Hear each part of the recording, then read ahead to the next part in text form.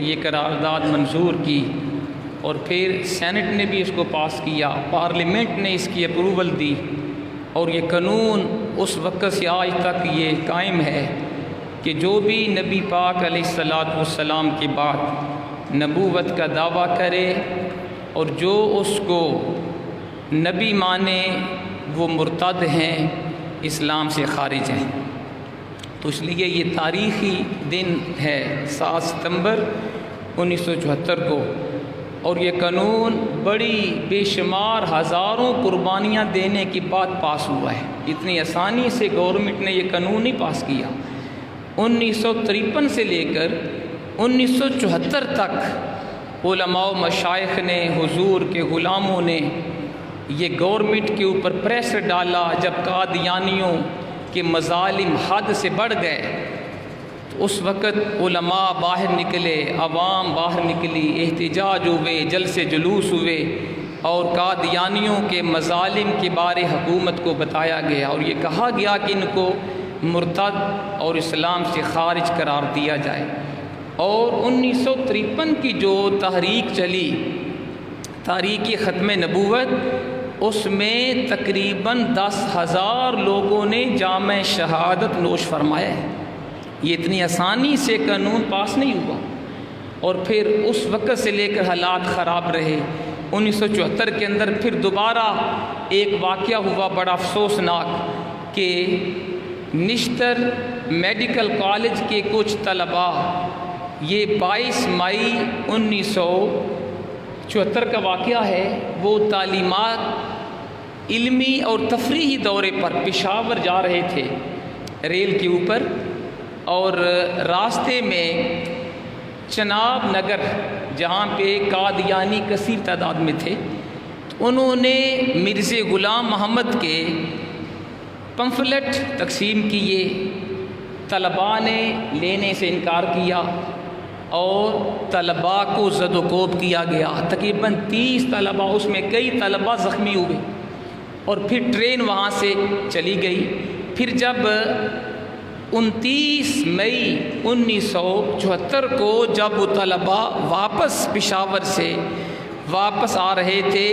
تو ایک قادیانی تھا اسٹیشن ماسٹر، اس نے آگے فون کر دیا کہ وہ وہی طلباء دوبارہ واپس آ رہے ہیں۔ قادیانی پوری تیاری کے ساتھ ڈنڈے سوٹے سریے لے کر اور اپنے بدماش لے کے کھڑے ہو گئے۔ ٹرین کو خلاف قانون اسٹیشن کے اوپر روکا گیا اور ان طلباء کے اوپر دوبارہ تشدد کیا گیا، اور 30 طلباء سخت زخمی ہوئے، شدید زخمی ہوئے۔ اس کے خلاف پھر قادیانیوں کے ظلم کے خلاف پورے ملک پاکستان کے اندر احتجاج شروع ہوا، جلسے جلوس شروع ہوئے، علماء و مشائخ حضور کے غلام باہر نکلے۔ اس وقت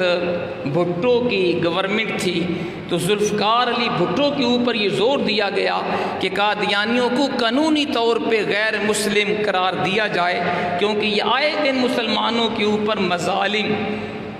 ڈاتے ہیں اور حضور کو آخری نبی بھی نہیں مانتے۔ تو گورنمنٹ نے بڑا اس کے اوپر لیت العال کی، لیکن جب حضور کے غلاموں نے گرفتاریاں دیں، اور ہم سلام پیش کرتے ہیں حضرت علامہ عبدالستار خان نیازی رحمۃ اللہ علیہ کو بھی سزائے موت ہوئی تھی، اور مولانا سید مودودی صاحب کو بھی سزائے موت ہوئی تھی۔ ایک اور بڑے اہل سنت کا جلیل القدر عالم دین ہے علامہ ابو الحسنات، جن کی تفسیر حسنات بھی ہے، سید تھے وہ، ان کے بیٹے خلیل احمد قادری کو بھی سزائے موت سنائی گئی کہ تم نے گورنمنٹ کے خلاف جلسے اور جلوس کیے ہیں۔ اور جب علامہ ابو الحسنات کو بتایا گیا کہ آپ کے بیٹے خلیل احمد قادری کو سزائے موت سنا دی گئی، تو اس سید زادے نے فرمایا تھا، ارے یہ تو میرا ایک خلیل بیٹا ہے، حضور کی ختم نبوت اور حضور کی ناموس رسالت کے تحفظ کے لیے میرے 1000 خلیل بھی ہوں، سب کو حضور کی ناموس پہ قربان کر دوں۔ یہ جذبہ تھا اس وقت مسلمانوں کے دلوں میں۔ اور پھر جب پورا ملک جیم ہوا، پھر گورنمنٹ نے سوچا، اور وزیر اعظم ذوالفقار علی بھٹو نے کہا جی قومی اسمبلی جو بھی قانون پاس کرے، جو قرارداد لائے، ہمیں وہ منظور ہے۔ پھر اس وقت مولانا شاہ احمد نورانی رحمۃ اللہ علیہ ممبر تھے قومی اسمبلی کے، اور چند دیگر مسالک کے علماء بھی تھے، سب نے مل کر قرارداد تیار کی۔ مولانا شاہ احمد نورانی رحمۃ اللہ علیہ نے اتنا ورک کیا کہ آپ نے 44 اراکین قومی اسمبلی کو اپنے ساتھ ملایا اور قرارداد کے اوپر دستخط کروائے، اور مختلف مکاتب فکر کے علماء جو اسمبلی کے اندر موجود تھے سب نے حصہ لیا،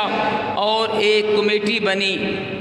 علماء نے اپنے مسلکی اختلافات کو چھوڑ کر مجلس عمل ایک متحدہ پلیٹ فارم بنایا گیا، اور سب نے مل کر جد و جہد کی، اور پھر قومی اسمبلی کے اراکین نے اس کے اوپر بحث کی، اور تقریباً 13 دن بحث جاری رہی، گھنٹوں کے گھنٹے۔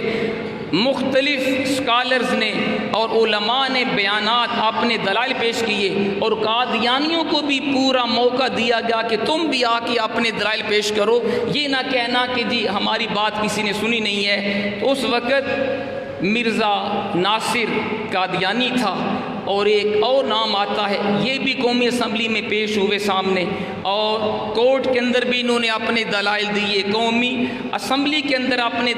دلائل دیے۔ لیکن جب ان سے پوچھا گیا کیا قادیانیوں کی کتابوں کے اندر یہ تحریریں نہیں ہیں کہ جو مرزا غلام محمد کو نبی نہیں مانتا وہ خود کافر ہے؟ یہ قادیانیوں کی تمام کتب کے اندر آج بھی لکھا ہوا ہے کہ جو مرزا غلام احمد کو نبی نہیں مانتا وہ خود کافر ہے۔ اس وقت علماء اہل سنت نے اراکین قومی اسمبلی کو غیرت دلائی، کہا دیکھو ان کے نزدیک جو مرزا کو نبی نہیں مانتا سارے مسلمان کافر ہیں۔ تو کیا کوئی غیرت مند مسلمان اس کو برداشت کرتا ہے کہ چند لوگ جو مرزا غلام محمد کو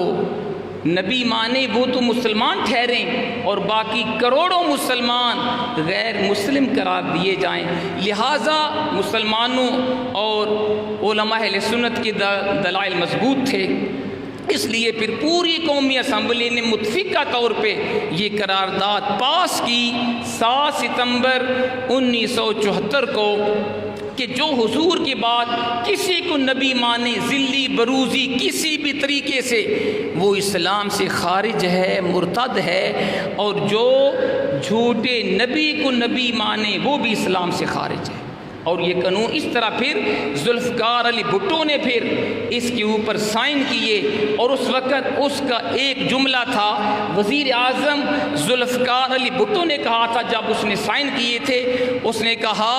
آج میں نے اپنی موت کے اوپر سائن کیے ہیں، کیونکہ وہ جانتا تھا کہ اس کے اوپر مستشرقین اور دشمنان اسلام کتنا میرے خلاف پراپیگنڈا کریں گے۔ اس نے کہا آج میں نے یہ جو سائن کیے ہیں، جو میں نے مرزائیوں کو غیر مسلم قرار دیا ہے، یہ میں نے اپنی موت کے اوپر سائن کیے ہیں، لیکن حضور کی عزت و ناموس کے تحفظ کے لیے مجھے موت بھی منظور ہے۔ یہ جملہ اس کا اچھا تھا، ہمیں امید ہے اللہ اس جملے کے اوپر شاید